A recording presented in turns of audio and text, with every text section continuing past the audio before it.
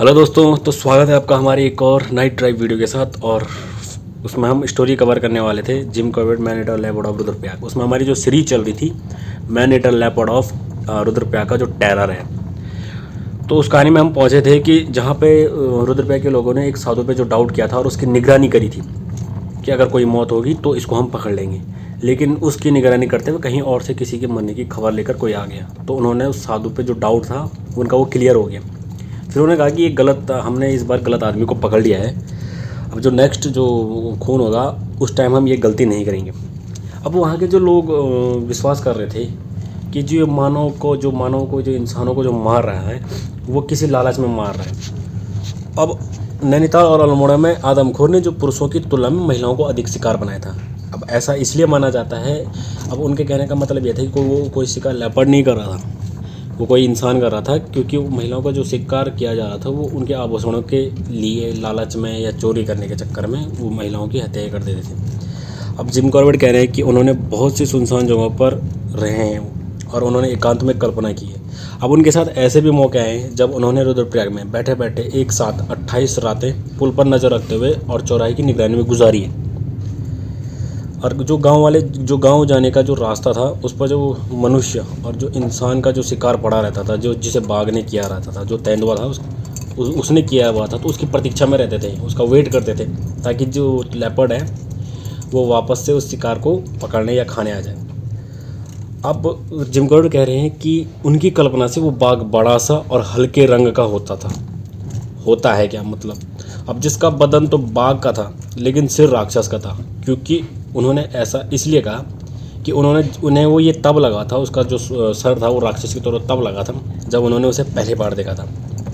अब ऐसा इसलिए कह रहे हैं हम राक्षस की तरह, क्योंकि अब उस वक्त के दौर में गढ़वाल के लोगों को लगता था कि ये या फिर कोई इंसान है या फिर कोई भूत या प्रेत है। अब जिम कॉर्बेट कहते हैं कि उस राक्षस के बारे में जिसका वो अवॉइड कर रहे थे। अब ऐसा कहा जाता है कि अगर आप कभी जंगल में जाओ, लेपर्ड हो या फिर बाघ हो, कोई से भी, तो टाइगर हो, आपने सिर्फ उसे एक बार देखा होगा लेकिन उतने समय में वो आपको 100 बार देख चुका होगा।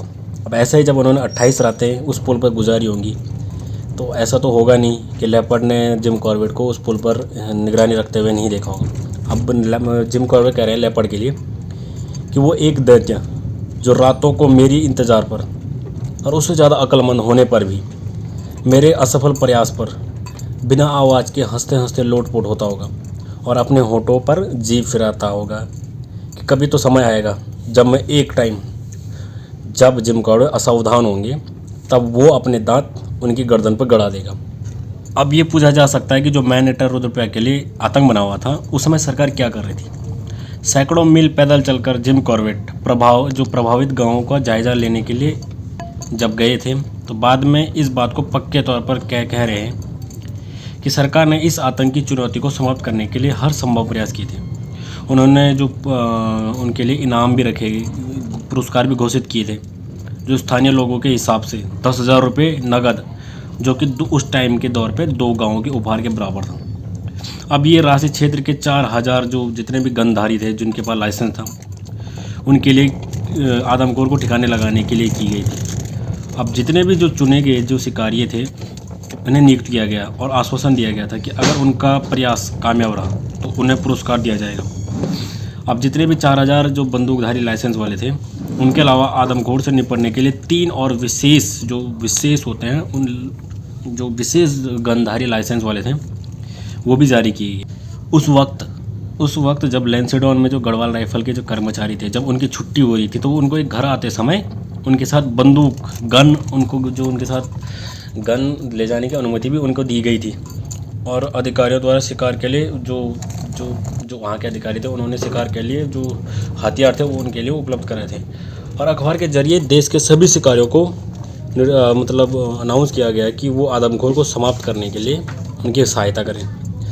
अब जिन रास्तों में जो वो मैन ईटर लेपर्ड था वो गुजरता था, तो उन पर वो लोग बकरे बांधकर पिंजरे लगाया देते थे, और पटवारी और जितने भी सरकारी कर्मचारी हैं वो जहर भी उपलब्ध कराते थे, ताकि जब जो किसी भी शिकार को वापस आए तो उस शिकार पे वो उस जहर को छिड़क कर, मतलब समझ रहे होंगे कि उस शिकार पे वो जहर छिड़केंगे, जब वो दोबारा आएगा तो उस शिकार जो शिकार पे जो जहर छिड़का हुआ है, तो उस पर जब दोबारा लौटेगा तो उसको खाते हुए वो पॉइजन से मर जाए। अब जितने भी जो सारे प्रयास थे उनके परिणाम था उनका जो, अब उस परिणाम के हिसाब से जो आदमखोर के जो पिछले बाएं पैर के पंजे पर एक गोली लग गई, अब जिससे उसके पंजे के अगले हिस्से में खाल का एक टुकड़ा निकल गया था। और गढ़वाल के जो डिप्टी कमिश्नर थे उन्होंने सरकारी दस्तावेजों में जो सरकारी डॉक्यूमेंट उनमें एक बात दर्ज की है कि इस गोली के लगने से ये असर हुआ है कि आदमखोर पहले से ज़्यादा तेज़ हो गया। अब जिम कॉर्बेट कहते हैं कि सरकारी रिकॉर्ड में 3 रोचक घटनाएं दर्ज हैं। अब उनमें से वो तीनों घटनाएं मैं इस कहानी के माध्यम से सुना रहा हूँ। अब जिम कॉर्बेट कह रहे हैं कि अखबार में अपील करते हुए देखते हैं कि एक वक्त 2 अंग्रेज़ आदमखोर को मारने के इरादे से रुद्रप्रयाग गए थे, और जो तेंदुआ था वो अलकनंदा के एक किनारे से दूसरे किनारे वाले पुल से होकर जाता था।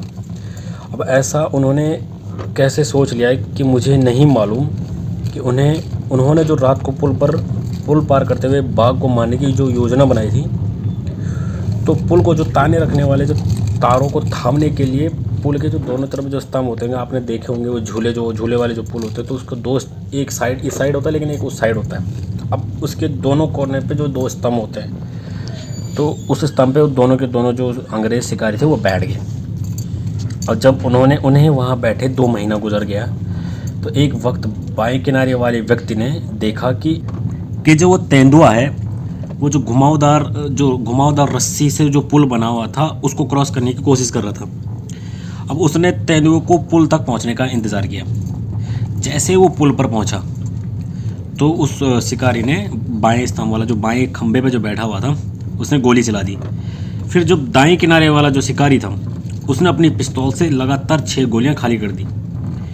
अब दूसरी सुबह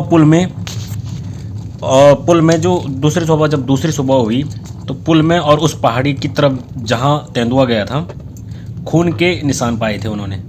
तो अब ये मानकर कि ये दोनों शिकारी ये मान रहे थे कि वो तेंदुआ मर चुका है, उसे इतना गहरा घाव हुआ होगा क्योंकि एक ने 6 गोलियां पिस्तौल से निकाल दी थी, एक ने 1 गोली चला दी थी जो बाएं स्तंभ पर बैठा हुआ था।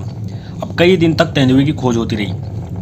अब जिम कॉर्बेट कह रहे हैं कि रिपोर्ट में आगे कहा कि अब चोट लगने के बाद अब जिम कॉर्बेट कहते हैं कि चोट जब उसने वो जो 6 गोलियां चलाई थी उसके बाद जब उस तेंदुए की खोज हुई तो उसके 6 महीने तक कोई भी उस एरिया में किसी भी इंसान की हत्या नहीं हुई थी आदमखोर के माध्यम से।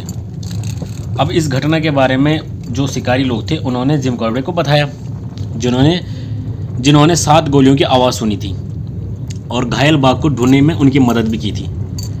दोनों शिकारी थे वो उनका जो सोचना था कि जो पहली गोली चलाई थी जो बाएं खंभे पर जो बैठा हुआ था वो उसके पीठ में, और जिसने बाद में जो 6 गोलियां चलाई थी वो उसके सिर में लगी है। अब इसके लिए उसकी खोज लंबे समय तक बारीकी से की जा रही थी। अब ब्लड ट्रेल का जो डिटेल है उससे उनकी राय थी कि शिकारी शिकारी गलत सोच रहा है, जो सोच रहा है वो गलत सोच रहे थे कि उन्होंने तेंदुए के शरीर और सिर पर गोली मारी है, क्योंकि जो ब्लड ट्रेलों के निशान के डिटेल के हिसाब से पाँव की चोट रही होगी, क्योंकि अब गोली लगी तो होगी उसको लेकिन वो उसके पैरों में लगी थी। अब कभी भी देखा होगा जब टेरिटरी फाइट होती है, चाहे टाइगर हो चाहे फिर लेपर्ड हो, इनमें कभी भी टेरिटरी फाइट होती है तो एक टेरिटरी में दूसरा तेंदुआ या फिर टाइगर घुसता है तो उन दोनों में फ़ाइट होती है।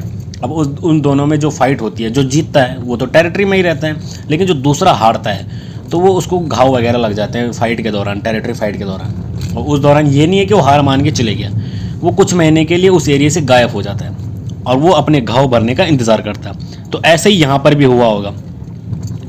अब ये जो शिकारी थे ये लोग सोच रहे थे कि हमने उसके गोली मार दिया, उसका ब्लड ट्रेल का निशान, इसका मतलब वो गोली लगी है लेकिन कुछ देर के लिए जो ब्लड ट्रेल थे, जो खून का जो निशान था, उनको हिसाब से लग रहा था कि ये तेंदुआ मर चुका है, इसको गोली लग चुकी है, लेकिन वो गोली उसके पैरों में लगी थी। अब बाद में उन लोगों को जानकर खुशी हुई कि अनुमान सही था कि जो बाएं किनारे वाले जो शिकारी की गोली बाएं पंजे के तले से पार हुई थी। अब जो पंजे के अगले हिस्से का एक टुकड़ा ले उड़ी थी, जैसा कि जिम कॉर्बेट साहब ने बताया था अभी स्टार्टिंग में। और दाएं किनारे वाले शिकारी की सभी गोलियां निरर्थक। बोले तो एक भी छः गोलियां उसने पिस्तौल से चलाई थी, वो एक भी गोली उसको तेंदुए को नहीं लगी। अब यहीं पे अब जिम कॉर्बेट दूसरी घटना बता रहे हैं। अब दूसरी घटना ये है कि उन्होंने जो 20 पिंजरे लगाए थे तेंदुए को पकड़ने के लिए, जिनमें 20 बकरियां बांधी हुई थी, उनमें से जो पिंजरों में तेंदुए पकड़े गए थे उनमें से एक तेंदुए को वो लोग वहाँ के लोग आदमखोर समझ रहे थे। अब जैसे उन्होंने उस तेंदुए को पकड़ लिया, अब इससे कोई भी जो जितने भी हिंदू रिलीजियस वाले लोग थे उसको मारने के लिए तैयार नहीं थे। अब उनका ऐसा मानना था कि अगर हम इसको मारेंगे तो जिस भी इंसान को इस तेंदुए ने मारा है उस मरे हुए इंसान की आत्मा हम उन लोगों को सताएगी। अब इसलिए इन्होंने एक भारतीय ईसाई को इस काम के लिए भेजा। अब वो करीब 30 मील दूर एक गांव में रहता था। अब जब तक वो तेंदुए के पास पहुंचता उसको मारने के लिए, तेंदुआ पिंजरे से अपना रास्ता बनाकर भाग गया था। अब तीसरी घटना ये है, एक बार एक इंसान को मारने के बाद तेंदुआ उस इंसान को लेकर जंगल में चला गया। अब दूसरी सुबह जब उस इंसान की खोज की जा रही थी तो उन लोगों ने पाया कि तेंदुआ जंगल से भी बाहर निकल गया है, और पीछा करने के बाद उन्होंने उसे एक गुफा में घुसते हुए देख लिया। वो जो तेंदुआ था उस इंसान को मार के जो भाग गया था, उसी वक्त उन्होंने उस गुफा का जो मुंह था उसको कांटों की झाड़ और पत्थरों के ढेर से ढक दिया। अब हर दिन इस गुफा को देखने के लिए लोगों की भीड़ जुटने लगी थी। अब 5 दिन हो गए तो उस गुफा में उस तेंदुए को बंद हुए। जब करीब 500 लोग वहाँ इकट्ठा हुए तो उनमें से एक व्यक्ति जिसका नाम उनमें से एक जो इंसान था जिसका नाम जिम कॉर्बेट जानते नहीं है, लेकिन वो बता रहे हैं कि वो उनमें से एक एक्सपीरियंस होल्डर बंदा था। अब उसने अपने एक्सपीरियंस के हिसाब से बोला कि इस गुफा में कोई तेंदुआ वगैरह नहीं है। उसने जैसे ही ऐसा बोला तो उसने उसके तुरंत बाद जो गुफा था उसके मुंह पे जो उन्होंने गुफा के मुंह पे जो गुफा का मुआयना था उसके मुंह से उसने कांटों के झाड़ और पत्थरों को हटा दिया।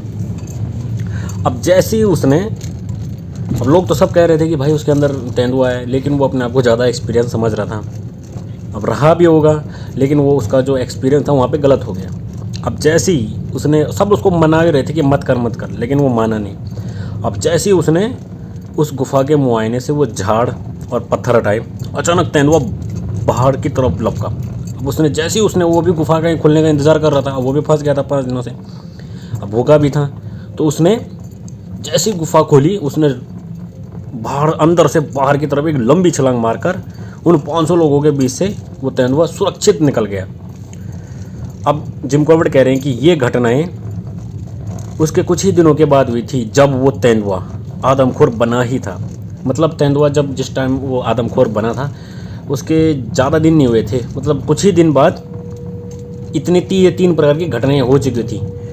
अब उनका कहना है कि अगर वो लोग तेंदुए को पुल पर ही, जब वो पुल पर उन्होंने 6 गोलियां चलाई थी और वो जो 20 पिंजरों में से गलत, मतलब जो भी एक उन जिसको आदमखोर समझ रही थी, या तो उसको मार लेते, या फिर जो अभी रिसेंटली हुआ था जिसे अभी बता रहा था मैं कि बंद गुफा में उसे मार देते, तो ये 100 से ज़्यादा लोगों को नहीं मार पाता।